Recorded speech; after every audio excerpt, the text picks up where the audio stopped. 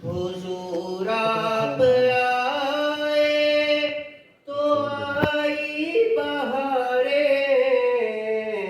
हुजूर आप आए तो आई बहारे, हर सू है सल्ले अला की पुकारे, हर सू है सल्ले अला की पुकारे। महीनों में रबीउल अव्वल न होता, महीनों में रबीउल अव्वल न होता, तो फिर इन बहारों का क्या हाल होता। हुजूर आप आए तो दिल जगमगाए। मैं अपने मेहमानों की खुशी सरदार आसिफ और तलत महमूद जैदी का शुक्रिया अदा करती हूँ कि जिन्होंने आज अपने मसरूफ टाइम से टाइम निकाला और हमारी बैठक को रौनक बख्शी। अब मैं senior vice president Mubashir Azhar से रिक्वेस्ट करूँगी कि हमारे मेहमान का तारुफ करें। बिस्मिल्लाहिर्रहमानिर्रहीम। आज का दिन बेशक जितनी हमारी कानूनी बैठक अब तक ऑर्गेनाइज हुई है उनमें एक मेमोरेबल डे है, और मैं अपने आप को बड़ा प्रिविलेज पर्सन समझता हूँ कि आज इसको मैं होस्ट कर रहा हूँ अलॉन्ग विद मैडम इनाम नुमान।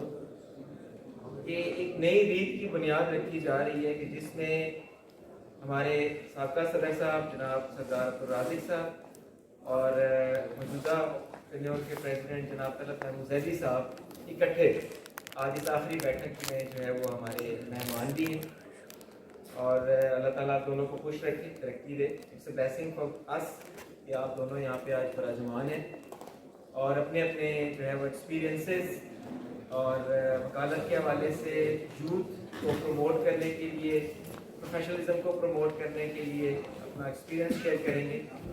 और जैसा कि आपने अब तक ऑब्जर्व किया है, जब से आपकी इस एग्जीक्यूटिव बॉडी ने जो है वो ऑफिस रिज्यूम किया तब से लेकर आज तक मुख्तलिफ हवालों से हम कोशिश करते रहे हैं कि जो हमारी यूथ है, जो हमारे नए आने वाले प्रोफेशनल्स हैं, उनको लेक्चर्स का इनेकाद करवा के, कानूनी बैठक का इनेकाद करवा के, तो वो जो एक किताब से मोहब्बत का एलिमेंट है, बड़ों की इज्जत को उजागर करने का एलिमेंट है, उसको प्रमोट किया जाए। और मैं ये समझता हूँ कि अल्हम्दुलिल्लाह इसमें हमें बहुत हद तक कामयाबी हुई कि बहुत सारी पुरानी रवायात जिनको शायद हम भूलते जा रहे थे उनको दोबारा ताज़ा किया गया, और वो एलिमेंट अल्हम्दुलिल्लाह हमारे इस प्रोफेशन के अंदर बहुत ज़्यादा पाया जा रहा है, विच I appreciate all of you look sir. मैं अपनी इस कानूनी बैठक में सीनियर काउंसिल हमारे अटक से जनाब शेख वकार अजीम साहब को खुशामदीद कहता हूँ, general secretary high court bar association 2021 में जनाब शाहिद अली शहजाद भट्टी साहब को खुशामदीद कहता हूँ।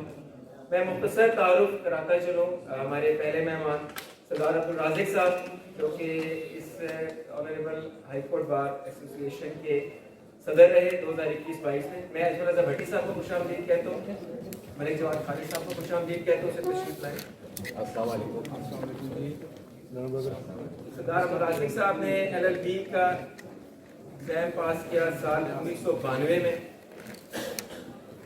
आपने रावलपिंडी बार एसोसिएशन की मेंबरशिप ली साल 1993 में, हाईकोर्ट बार एसोसिएशन के मेंबर बने आप साल 1995 में, और सुप्रीम कोर्ट बार एसोसिएशन की मेंबरशिप ली आपने साल 2008 में। 2011 से 2013 तक सरदार साहब एडवाइजर टू PM आज़ाद जम्मू और Kashmir with the rank and status of minister आप रहे, आपने वहाँ पर अपनी खिदमत सर अंजाम दी। 2004 और 5 में आप सेक्रेटरी पाकिस्तान सर्विसेज बार के रहे। 2021 और 22 में हमारी इस हाईकोर्ट बार एसोसिएशन के सदर मुंतखब हुए, और हाईकोर्ट में अपने दौरे सदारत में इन्होंने बहुत ज़्यादा तरक्याती काम किए कि जो आपको हाईकोर्ट के अंदर रेनोवेशन का काम नजर आ रहा है, ऑलमोस्ट मोर देन 90% सरदार साहब के दौर में हुआ। बायोमेट्रिक इलेक्शन का इनेकाद सरदार साहब के दौर में हुआ। باقی واش روم کی تعمیرات اور باقی دیگر ترقیاتی کام ہوئے جس کو آگے ہماری ایگزیکٹو باڈی نے بڑھایا اور کمپلیشن بھی کی. ہاسپٹل کی اگر ہم بات کریں تو ہاسپٹل کی تعمیر میں جو تیزی دیکھنے میں آئی وہ انہی کے دور میں آئی جس کو آگے آپ کی موجودہ ایگزیکٹو باڈی نے جو ہے وہ کمپلیٹ کیا, ہوئے اسٹرکچر کمپلیٹ ہوا. ساتھ ساتھ میں اپنے دوسرے مہمان جناب طلعت محمود زیدی صاحب ہمارے پریزیڈنٹ اس ٹینیور کے نہایت نفیس شخصیت اور امرض سے کہ ہم نے ان سے بہت کچھ سیکھا اور انشاءاللہ ابھی مزید سیکھنے کے لیے 2-3 دن ہمارے پاس موجود ہیں. اللہ تعالیٰ ان کو بھی عزت عطا فرمائے, لمبی عمر دے.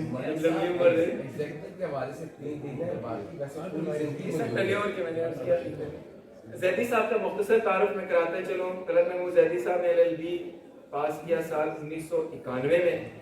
1992 میں انہوں نے راولپنڈی بار ایسوسی ایشن کی ممبرشپ حاصل کی. ہائی کورٹ بار ایسوسی ایشن کے ممبر بنے سال 1994 میں اور 2009 میں انہوں نے سپریم کورٹ بار ایسوسی ایشن کے ممبر بنے اور ممبر ایگزیکٹو رہے آپ کی اس ہائی کورٹ بار ایسوسی ایشن کے سال 2001 میں اور الحمدللہ 2022-23 میں یہ اسی ہائی کورٹ بار ایسوسی ایشن کے صدر منتخب ہوئے اور انشاءاللہ آگے بھی اللہ تعالیٰ تو مزید ترقیاں عطا فرمائے. تو میں باقاعدہ بیٹھک کا آغاز کروں گا. گزارش کروں گا اپنے مہمان خصوصی جناب سردار عبدالرازق صاحب سے کہ وہ اپنے خیالات کا اظہار کریں. بہت شکریہ. الحمدللہ رب العالمین والصلاۃ والسلام علی خاتم النبیین. میں سب سے پہلے شکریہ ادا کرتا ہوں سردار چینی صاحب کا, پریزیڈنٹ ہائی کورٹ بار ایسوسی ایشن اور ساری کیبنٹ کا, مبشر نظر صاحب, عناد نعمان صاحبہ اور تمام کیبنٹ کا میں دل کی گہرائی سے شکریہ ادا کرتا ہوں کہ انہوں نے اپنے ٹینیور میں یہ قانونی بیٹھک اور لیکچرز کا جو سلسلہ شروع کیا تھا, آج اسی سلسلے میں انہوں نے مجھے بھی جان دعوت دی ہے. میں نے تو زیدی صاحب سے معذرت کی, میں نے کہا ضرورت نہیں ہے, آپ کے پروگرام بہت ہو چکے ہیں اور اب چونکہ ویسے بھی کلوزنگ ڈیز ہیں آپ کے ٹینیور کے اور الیکشنز کی بھی تیاریاں ہیں, بہت ساری اور معاملات ہیں, تو لیکن انہوں نے انسسٹ کیا تو میں حاضر خدمت ہوں. مبشر نظر صاحب نے مختصر تعارف کروایا. ہمارا اصل تعارف جو ہے وہ یہ بار ایسوسی ایشن اور ایک کالا کوٹ. الحمدللہ جس پروفیشن سے ہمارا تعلق ہے, اگر آپ اس کو کمپیئر کریں گے دنیا کے مختلف پروفیشن سے تو میرا خیال یہ ہے کہ یہ اس سے بہترین پروفیشن کوئی اور پروفیشن نہیں. انتہائی ڈگنیفائڈ پروفیشن ہے, ایک انڈیپینڈنٹ پروفیشن ہے. آپ کے اوپر کسی قسم کی پابندی یا کوئی آپ کی لبرٹیز کے اوپر کسی قسم کی لمیٹیشنز نہیں ہیں. You are free to express your opinion. آپ چوک پہ کھڑے ہو کے تقریر کر سکتے ہیں, آپ کورٹ میں جا کے اپنا کیس کر سکتے ہیں, آپ ہیومن رائٹس کی پروٹیکشن کے لیے آواز بلند کر سکتے ہیں. آپ جو جس طرح چاہیں آپ اپنی زندگی کو آپ نے خود ریگولیٹ کرنا ہے.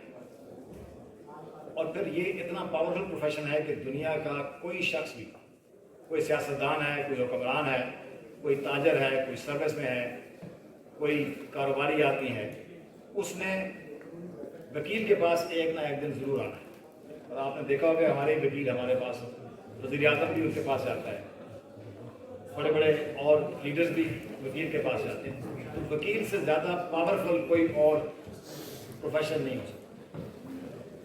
اس پروفیشن میں ہمیں ضرورت جس بات کی ہے نوجوان لائرز کے لیے, وہ ہے محنت, محنت اور محنت. اگر آپ محنت کریں گے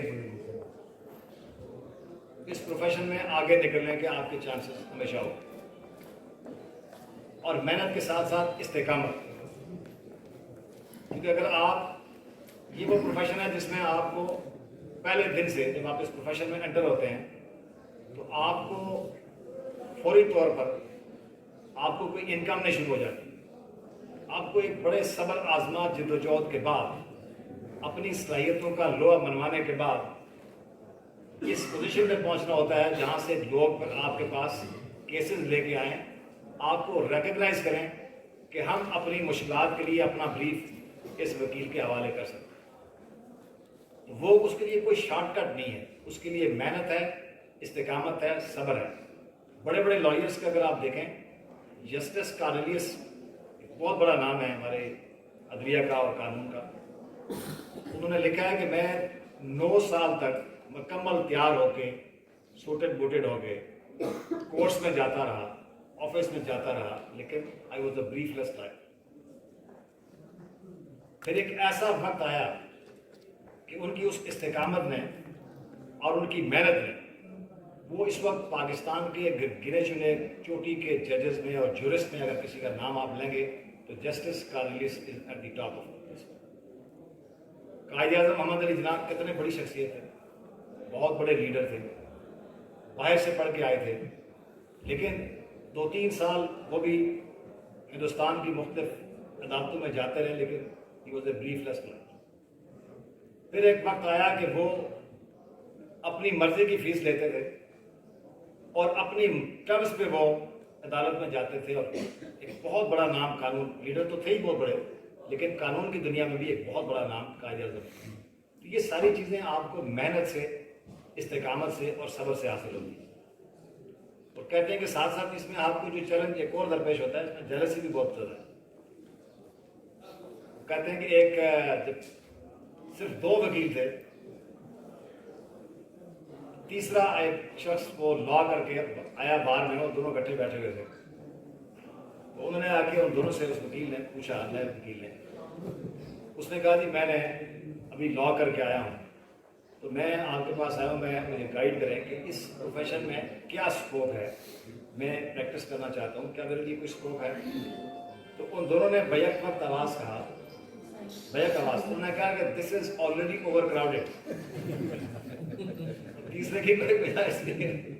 لیکن آج الحمدللہ آپ دیکھیں پنڈی میں 12,000 سے زیادہ وکیل تو ہمارے اس ڈویژن میں ہیں, لیکن الحمدللہ اسکوپ آج بھی موجود ہے. تو یہ کہنا کہ شاید اس میں اسکوپ اس میں ہمیشہ موجود رہتا ہے, لیکن بات پھر وہی ہے کہ آپ محنت کریں گے تو پھر ایک وقت ضرور آئے گا کہ آپ کو, یعنی آپ کو عزت بھی ملتی ہے, آپ کو پیسہ بھی ملتا ہے, آپ کے پاس جو کچھ مطلب جو آپ خواہش کر سکتے ہیں وہ اس پروفیشن سے آپ کو ملتا ہے. میں نے اور زیدی صاحب نے اور جتنے باقی دوست ہیں, صدیقی صاحب بیٹھے ہیں, جواد صاحب بیٹھے ہیں, باقی بٹی صاحب ہیں, جس نے بھی ہم نے شروع کیا تھا, میں نے جب شروع کیا تھا تو میرے پاس تو سائیکل بھی نہیں تھی, اور ہم ویگن پہ یا بس پہ بیٹھ کے آتے تھے کچہری میں, اور اس کے بعد محنت کی, کوشش کی, اللہ تعالیٰ نے مدد کی. آج الحمدللہ ہر چیز ہے, گاڑی بھی ہے, گھر بھی ہے, ساری چیزیں جو ہم خواہش کر سکتے تھے. ہم جیسا ایک ناقص انسان, ناچیز انسان جو ہے, اس کو اللہ تعالیٰ نے بہت نوازا ہے اپنی طرف سے. تو یہ اگر ہم مطلب آپ نے درمیان میں کسی جگہ مایوس ہو کے آپ نے چھوڑ نہیں دینا, کیونکہ جو محنت کرتا ہے اور استقامت دکھاتا ہے, اللہ تعالیٰ پھر اس کی مدد کرتا ہے اور اس کو ساری چیزیں ملتی ہیں. یہ پروفیشن جو ہے یہ انگلش لیگل سسٹم ہے تو اس کی بڑی امپورٹنس ہے ہی, لیکن ہمارے اپنا جو دین ہے اسلام, جس سے ہم سب تعلق رکھتے ہیں, وہ بھی اس کو ریکگنائز کرتا ہے. مطلب آپ یہ نہیں کہہ سکتے, بعض لوگ بحث میں کہتے ہوتے ہیں نہیں پتہ نہیں یہ پروفیشن کیسا ہے, ایسا نہیں ہے. قرآن پاک میں بھی وکیل کا لفظ استعمال ہوا ہے, اور اللہ تعالیٰ کے پاکیزہ ناموں کے طور پر اس کا نام استعمال ہوا ہے, وکیل. اور اس کے بعد نبی پاک صلی اللہ علیہ وسلم نے سب سے پہلے, یعنی آپ اگر رومن اور یونانی تہذیب میں دیکھیں گے تو آپ کو وہاں بھی جورسٹ کا اور لائر کا کنسیپٹ نظر آئے گا, لیکن ہمارے دین میں ہمارے آخری نبی آخر زمان فخر وجاں رحمۃ اللہ علیہ حضرت محمد مصطفیٰ صلی اللہ علیہ وسلم نے جب قربانی کا جانور خریدا تو اس کے لیے انہوں نے حکیم بن خرام کو اپنا وکیل مقرر کیا, اور اسی طرح جب انہوں نے حضرت میمونہ سے شادی کی تو اس کے لیے بھی انہوں نے ابو رافع کو وکیل مقرر کر کے بھیجا.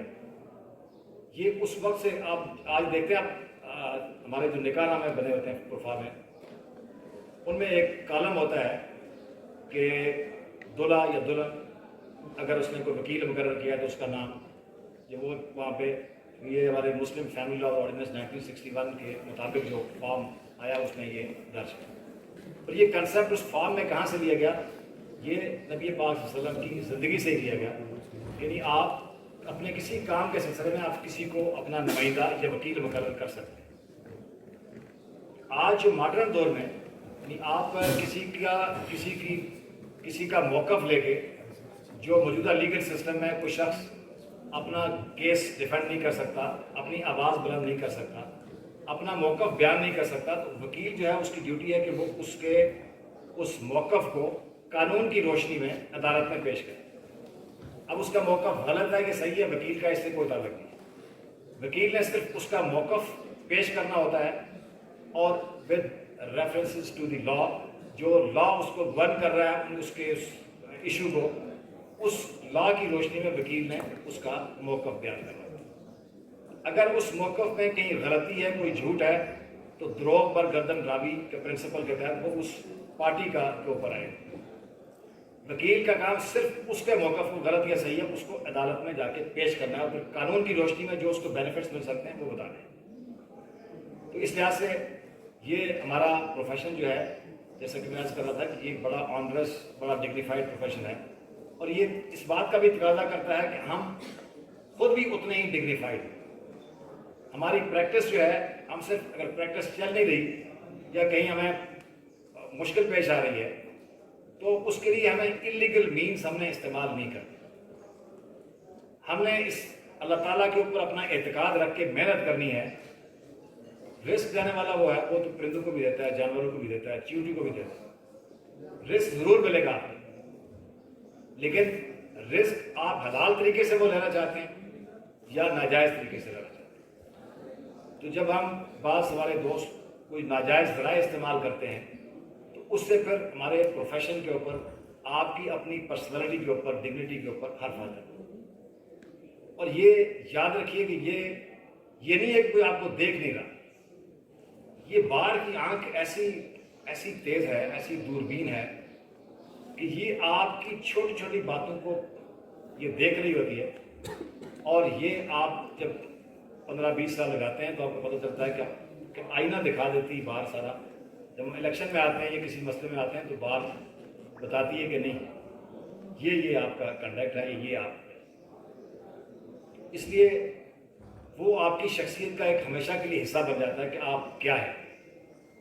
ये याद रखना है नौजवान लॉयर्स को कि अपने डिग्निटी के ऊपर कॉम्प्रोमाइज़ नहीं करना और इस प्रोफेशन के जो हाईएस्ट स्टैंडर्ड्स हैं, लीगल एथिक्स हैं, जो हाईएस्ट लीगल मॉरल वैल्यूज़ हैं, उनको हमने ऑब्जर्व करना है एट एवरी कास्ट।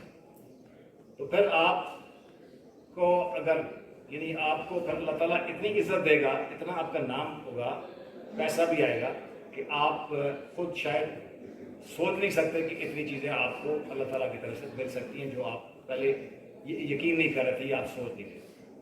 तो इसलिए मेरी आपसे गुजारिश है कि किताबें पढ़ें, प्रोफेशन के ऊपर तवज्जो दें।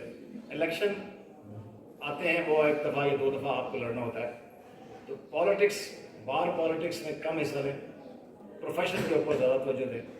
प्रोफेशनली आप स्ट्रांग होंगे तो आपको बार पॉलिटिक्स में भी लोग खुद स्पेस देंगे, आपके पास खुद लोग चल के आएंगे, आपकी एक माशरे में भी, सोसाइटी के अंदर भी आपकी वैल्यू बनेगी।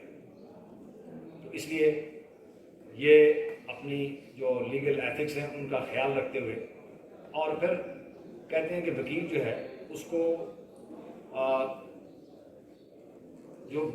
जितने भी बड़े बड़े वकील बनते हैं, मेरा ये मैंने ऑब्जर्व किया अपनी प्रैक्टिस में कि वो शख्स अच्छा वकील और नहीं अच्छा जज बन सकता है जो कभी कचहरी की मार जिसने या कचहरी की धूल उसने ना खाई। ये जो कचहरी का आप ये समझ लें कि एक तरह की एक भट्टी है जिसमें आप एक कुंदन बनते हैं मेहनत करके, इसमें आप एक लेबर करके और अपनी रियाजत करके, तो आप एक अच्छे वकील बनते हैं। आपको पता, जो ट्रायल का वकील होता है वो अगर जज बनता है तो उससे ज़्यादा आपने जुडिशरी भी देखा है कि जितने लोग वकालत से یا کچہری سے اس پروسیس سے گزر کے وہ جج بنے ہیں یا وکیل اچھے بڑے بنے ہیں، تو انہوں نے کبھی مار نہیں کھائی، اور وہ بہت اچھے جج اور بہت اچھے وکیل ہیں۔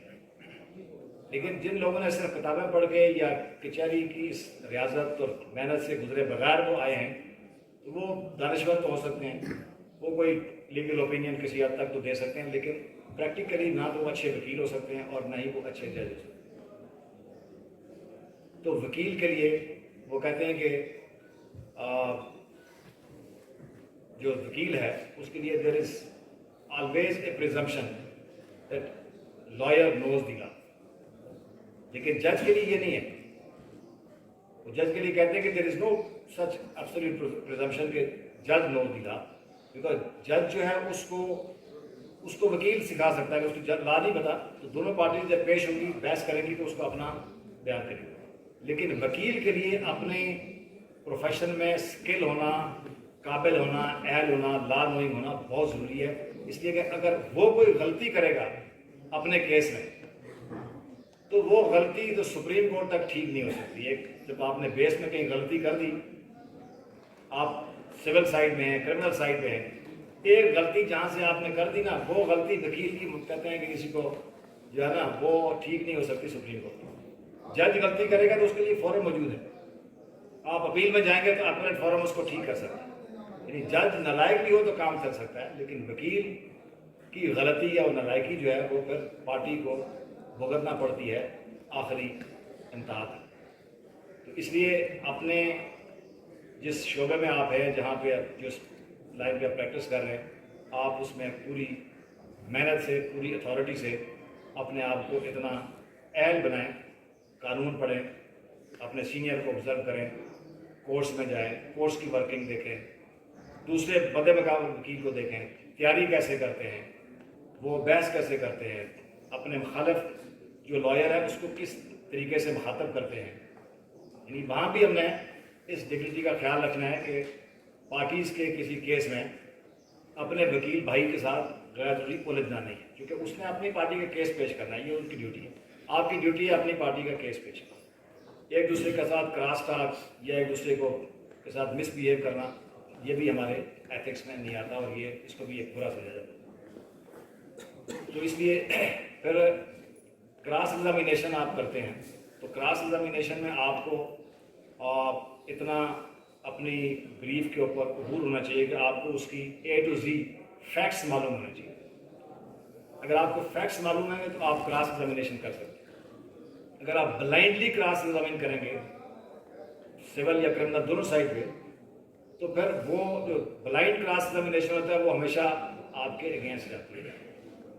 تو میں استاد نے یہ سکھایا تھا کہ کراس ایگزامینیشن میں سب سے بنیادی چیز یہ ہے کہ آپ نے کیا چیز نہیں پوچھنی، یعنی کیا پوچھنا ہے، اس سے بھی زیادہ امپورٹنٹ یہ ہے کہ آپ نے کیا نہیں پوچھنا ہے۔ اس لیے کہ کئی دفعہ ہم نے دیکھا ہے کہ ہم خود ہی جو گواہ نے بات نہیں کہی ہوتی وہ خود کراس ایگزامینیشن میں اس سے کلوا کے تو ہم وہ اپنے خلاف ایک نئی ایویڈنس لے آتے ہیں۔ اور اگر آپ بلائنڈلی کراس ایگزامین کریں گے، آپ کو پتہ نہیں ہوگا، آپ صرف سوال برائے سوال کریں گے تو وہ پھر آپ کے کیس کو ڈیمیج کرے گا۔ تو اس لیے کراس ایگزامینیشن میں کہتے ہیں کہ آپ کو ہمیشہ جو ہے وہ دیکھنا چاہیے کہ آپ کا کیس کیا ہے، آپ کے خلاف کیا ایلیگیشنز ہیں، آپ نے ان کو ڈیمولش کیسے کرنا ہے۔ یعنی ایک ہوتی ہے بلائنڈ کراس ایگزامینیشن اور ایک ہوتی ہے ٹارگیٹ اورینٹیڈ کراس ایگزامینیشن، کہ آپ نے ٹارگیٹ دیکھنا ہے کہ یہ چیزیں آپ کے خلاف ہیں، آپ نے ان کو اپنے ایسے لائن کراس ایگزامینیشن کی لینی ہے جس میں آپ نے ان پوائنٹس کو ڈیمولش کرنا ہے۔ تو جب آپ کے ذہن میں یہ چیز ہوگی، فیکٹس آپ کو پتہ ہوں گے، اور آپ اسی نقطۂ نظر سے ان پوائنٹس کو اور اپنے خلاف جو چیزیں ہیں ان کو ڈیمولش کرنے کے لیے کراس ایگزامین کریں گے، تو وہ پھر آپ کو فائدہ دے گا۔ وہ ایک ٹارگیٹ اورینٹیڈ ہو جائے گی کہ آپ نے جو ٹارگیٹ سیٹ کیے ہیں ان کو آپ نے اٹیک کرنا ہے، اور وہیں سے آپ کو اپنے بینیفٹ کی چیز مل سکتی ہے۔ تو یہ اس لیے یہ وہ چیزیں ہیں جو آپ کو، اور بحث میں بھی آپ کو ہمیشہ اپنے فیکٹس پہ عبور ہونا چاہیے، اور فیکٹس اور اپلیکیبل لا وہ آپ بریف بنا کے سامنے رکھیں، تاکہ جب آپ کو جج کوئی سوال پوچھے تو آپ کو ہر چیز ایک دم آپ کے فنگر ٹپس پہ ہو اور پیجز، ورنہ وہاں فائل کھول کے ورک گردانی کرنا وہ ایک غلط امپریشن جاتا ہے وکیل کے بارے میں کہ شاید اس نے تیاری نہیں کی، تو تیار ہو کے جائیں اور کورٹ میں پیش ہوں بڑے ہمبل طریقے سے. ہمبلنس جو ہے یہ بھی ایک اچھے وکیل کی ایک کوالٹی ہوتی ہے، لیکن ساتھ ساتھ یہ بھی ضرور ہے کہ کہیں اگر یعنی جج کا عزت احترام ہونا ہے ایٹ دی مطلب لاسٹ مومنٹ تک کرنا ہے، انلیس کہ کوئی جج آپ کی عزت نفس پہ حملہ نہ کر دے یا کوئی اس طرح کی بات نہ کر دے جو آپ کی عزت نفس کے خلاف. اپنی ڈگنیٹی کے اوپر بھی کمپرومائز نہیں کرنا. وہاں کوئی بات ہے تو ضرور جج کو بھی وہاں بالکل ایک ود ان لمٹس تہذیب کے اندر اس کو بھی اپنی بتائیں کہ آپ بھی اپنے لمٹس کا حاصل کریں.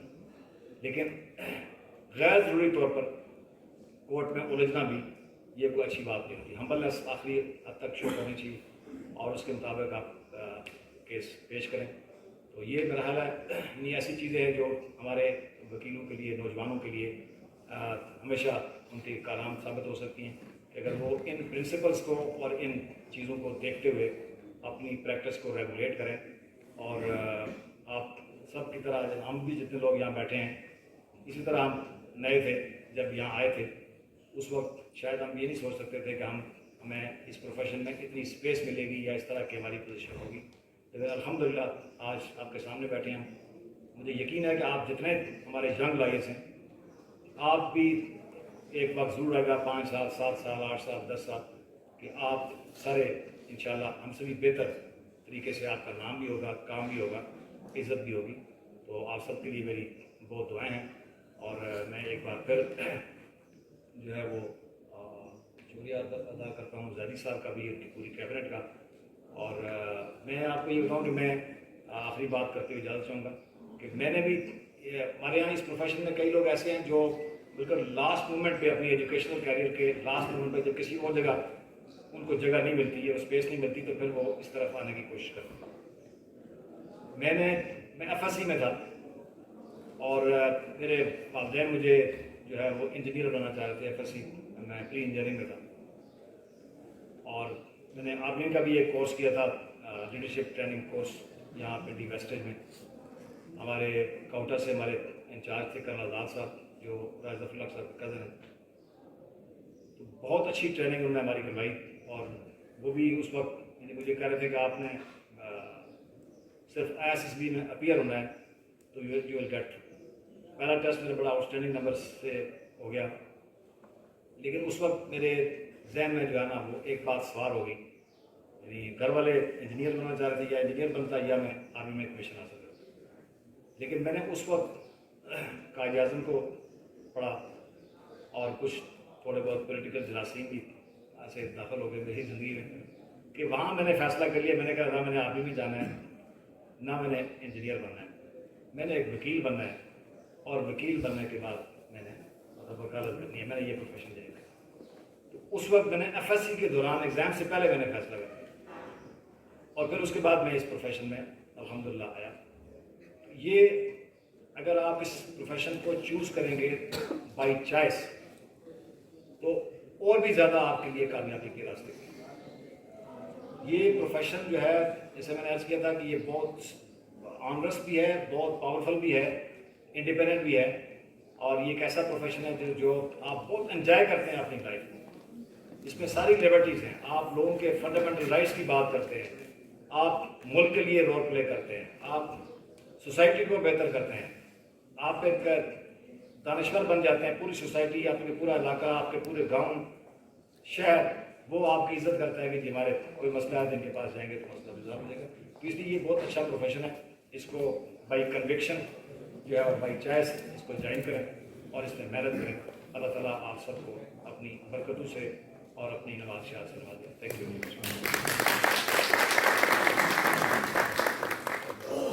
بسم اللہ الرحمن الرحیم. بیسیکلی جو آج کا یہ پروگرام تھا یہ سردار صاحب کے لیے میں نے رکھا تھا. بنیادی طور پہ چونکہ یہ اس پروگرام کو آج کنکلوڈ کر رہے ہیں تو کچھ گزارشات آپ نے میں نے بھی کبھی کی، اس لیے میں نے سردار صاحب کا تھوڑا سا وقت جو ہے وہ چلانے مانگا ہے. اور آج اس محفل کو جو ہے وہ کنکلوژن کی طرف لیے جا رہے ہیں. میں हमारे डिस्ट्रिक्ट बार के सदर तशरीफ लाए हैं फैसल नैन साहब को खुशामदीद कहते हैं।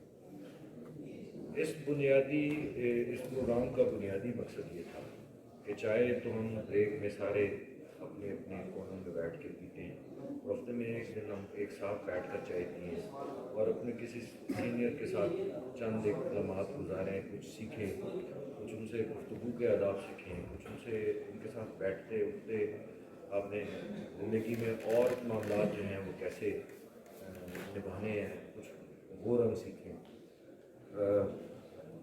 ये बहुत सारे हमारे सिलसिले रहे।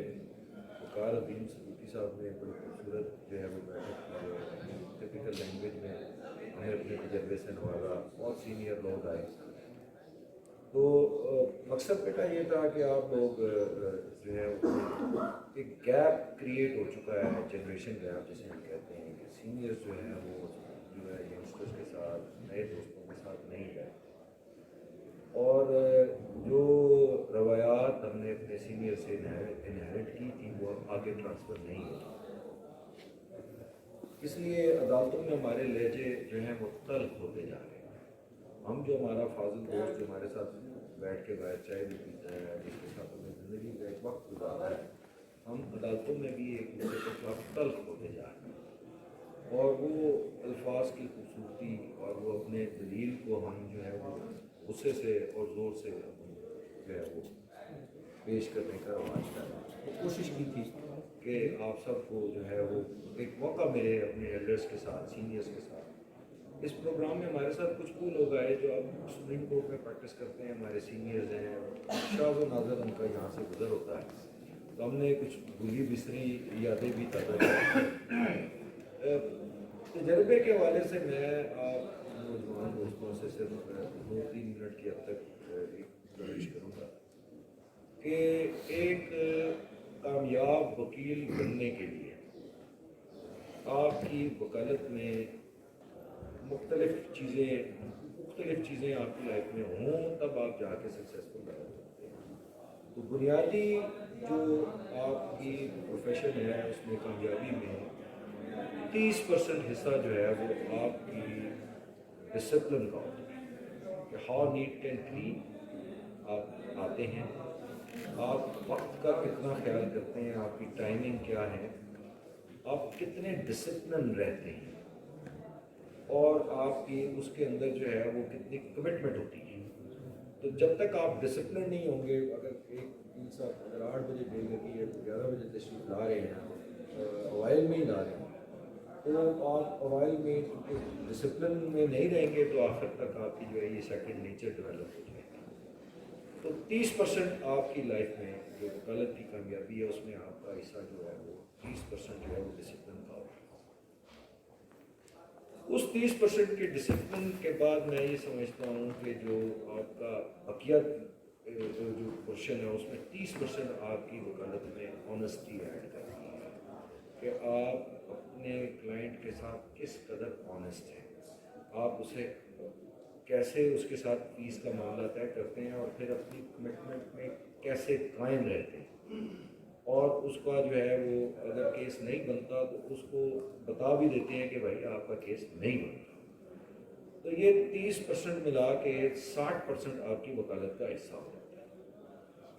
फिर 30% ये होता है कि अगर आपको कोई ब्रीफ मिल गया है और आप अपने सीनियर के साथ, और आज खुद उस ब्रीफ में कितनी एफर्ट करते हैं, कितनी मेहनत करते हैं, कितना रिसर्च वर्क करते हैं, उसके ऊपर कितना काम करते हैं, और फिर उसको कैसे डिलीवर करते हैं। तो ये 30% आपकी मेहनत उसमें ऐड हो जाती है। पहला 30% आपका डिसिप्लिन है, फिर आपकी ऑनेस्टी है, और फिर आपका जो है वो आपकी मेहनत है, और फिर उसमें सिर्फ 10% लग ऐड करती है आपके प्रोफेशन में। 10% आपको लग के आपको अच्छा ब्रीफ मिल जाता है, आपको अच्छी स्पेस मिल जाती है आपकी नर्स की। वो 10% भी उसको फ़ायदा देती है जिसके पास ये 90% होता है।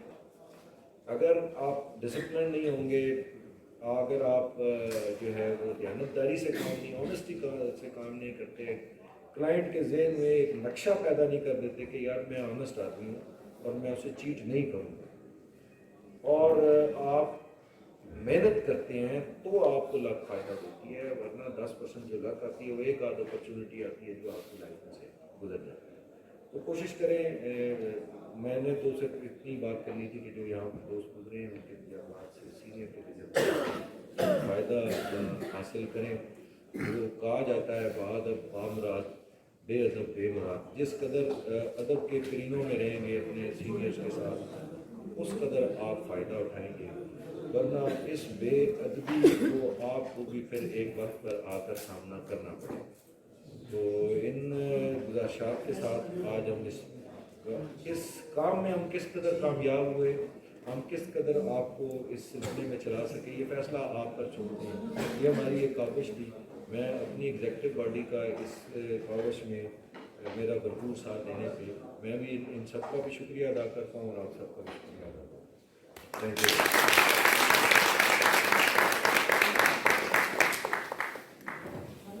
بہت شکریہ۔